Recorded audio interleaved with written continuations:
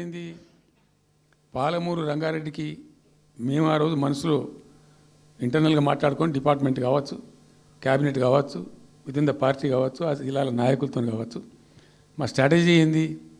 పాలమూరు రంగారెడ్డి ఎత్తిపోతల పథకానికి 170 TMC. This was the strategy of BRS government. ఎట్లా ఎక్కడి నుంచి తీసుకోవాలా? అనేక ఆంక్షలు, మాటలు, బట్టి డైలాగులు, ఏపీ నుంచి వచ్చే వ్యతిరేకత, ఇవన్నీ దృష్టిలో పెట్టుకొని ఏం చేసినాం? నికరంగా లెక్కలు తెప్పించినాం. ఈ మహబూబ్ నగర్ జిల్లాలో మైనర్ ఇరిగేషన్లో పాత చెరువులు ఏవైతే బచావుతున్నప్పుడు లెక్క పెట్టినటువంటి చెరువులు ఏవైతే ఉన్నాయో, ఉన్నాయన్నీ మాయమైనవన్నీ, వాటి సామర్థ్యం ఆ రోజు ఎంత, ఇవాళ నెట్ సామర్థ్యం ఎంత అని లెక్కలు తీసి కేంద్రానికి సమర్పించి ఒక 45 టీఎంసీ రెండు దానికి కేటాయించింది. ఆ రోజు మేము ఎంత అంటే 90.81 టీఎంసీ. అయితే 170 ఎట్లా అంటే మరి మాకు ఇంకా వాటా వస్తుంది కదా, ట్రిబ్యునల్ వచ్చిన తర్వాత మాకు వాటా వస్తే దానిలో తీసుకున్న నీళ్ళని కూడా దీనికే మనం తీసుకున్నాం. ఎట్లా తీసుకున్నాము? బచావత్ ట్రిబ్యునల్లోనే ఒక తీర్పు చాలా స్పష్టంగా ఉన్నది, డెసిషన్. అది ట్రిబ్యునల్ యొక్క నిర్ణయం ఏంటిది?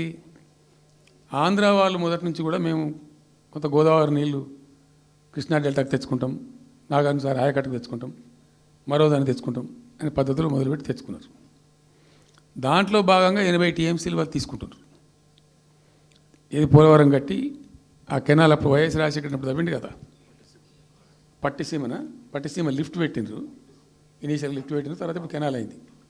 సో దాన్ని 80 టీఎంసీలు వాళ్ళు వాడుకుంటున్నారు, ఎక్కువనే వాడుకుంటున్నారు. సో వాళ్ళు డిపిఆర్లో సబ్మిట్ చేసినారు చాలా క్లియర్గా, స్పష్టంగా. ఏమని? 80 టీఎంసీలు మేము తీసుకుంటున్నాం, 80 టీఎంసీలు పైన 5 రాష్ట్రాలకు బచావ్ ట్రిబ్యునల్ ప్రకారం ఇస్తాం. అది 3 రాష్ట్రాలకు ఇస్తారు, తెలంగాణ రాష్ట్రానికి, కర్ణాటకకు, మహారాష్ట్రకు. తెలంగాణకు 45, వాళ్ళిద్దరు కలిపి 35. కర్ణాటకకు 21 టీఎంసీ, మహారాష్ట్రకు 14 టీఎంసీ. వాళ్ళిద్దరు కూడా వాడుకుంటున్నారు. అది కర్ణాటక వాళ్ళు already they are using 21 TMC ఏదైతే పోలవరం నీళ్ళు అక్కడ వాళ్ళు తీసుకున్నారు కాబట్టి దాని కంపెన్సేటర్ కింద వచ్చినటువంటిది దాన్ని they are using it. Right రాయాలి. మహారాష్ట్ర కూడా వాడుతున్నారు.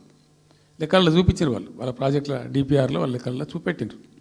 ఇక వాడుకోవాల్సింది వాళ్ళు మనం. సో ఆ 45 టీఎంసీ మనది ఉంది కదా, మనకు ట్రిబ్యునల్ కేటాయించిందే కదా, అప్పనంగా ఏదో వచ్చేది కాదు కదా. సో ఆ 45 ఈ మైనర్ ఇరిగేషన్ లాసెస్ 45 కలిపి 90.81 టీఎంసీలకు దాన్ని ప్రతిపాదించాం.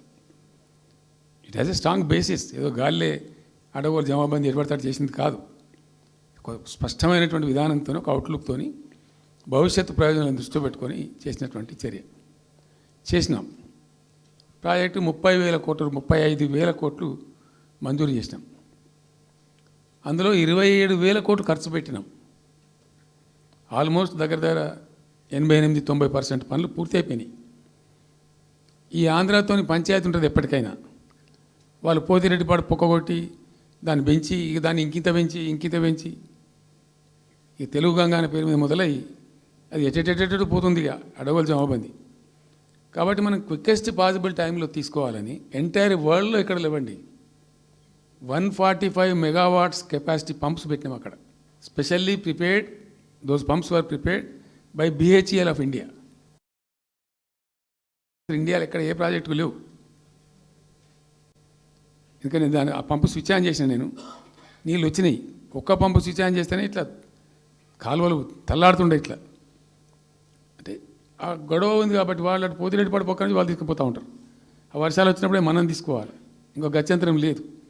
కాబట్టి క్విక్కెస్ట్ పాసిబుల్ టైంలో ఈ రిజర్వాయర్లు నింపుకుంటే మనం సేఫ్ అయిపోతాం, జిల్లా కాడికి కొంత న్యాయం జరుగుతుందని చెప్పి ఆ 145 మెగావాట్స్ కెపాసిటీ ఉండే పంప్స్ పెట్టినాం.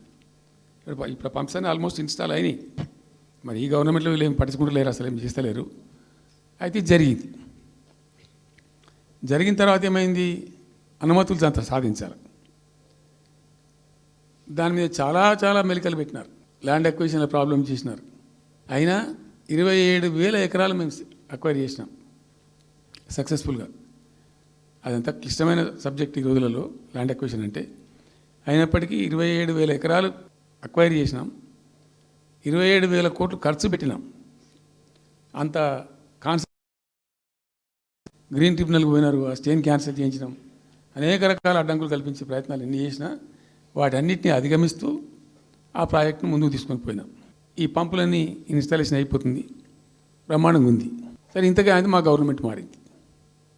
సహజం, రాజకీయాల్లో గెలుపులు ఉంటాయి, ఓటములు ఉంటాయి, ప్రభుత్వాల మార్పిళ్ళు ఉంటాయి, జరుగుతాయి.